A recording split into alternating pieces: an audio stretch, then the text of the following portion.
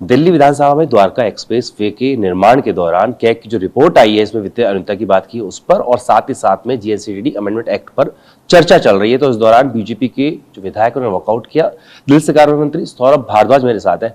सौरभ जी, विपक्ष कह रहा है कि आप बोलने नहीं दे रहे, चर्चा इस पे चाहते हो। देखिए, वो तो उनको अपनी केंद्र सरकार से इसके बारे में चर्चा करनी चाहिए कि लोकसभा और राज्यसभा में विपक्ष को क्यों नहीं बोलने दिया जाना चाहता। अगर उनको लगता है कि विपक्ष की आवाज़ बुलंद होनी चाहिए, तो विपक्ष की आवाज़ जो है राज्यसभा और लोकसभा में भी बुलंद होनी चाहिए।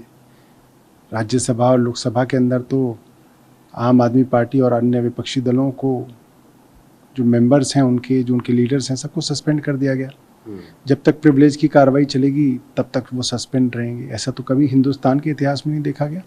तो विपक्ष जो है दिल्ली के अंदर, जो भारतीय जनता पार्टी है, वो केंद्र सरकार को समझाए।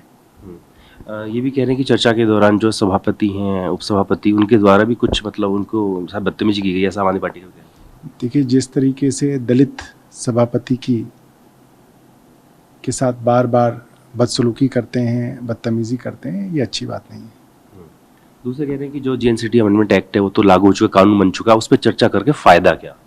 दिल्ली के लोगों के साथ जो अन्याय हुआ है और दिल्ली के अंदर उस काले कानून का क्या असर होगा, किस तरीके से अस्पतालों के, बिजली के, पानी के, सीवर के, पेंशन के काम रोके जाएंगे, उसके ऊपर चर्चा होनी बहुत ज़रूरी है। दिल्ली वालों को पता तो चले कि उस कानून का क्या असर दिल्ली के लोगों पे होगा।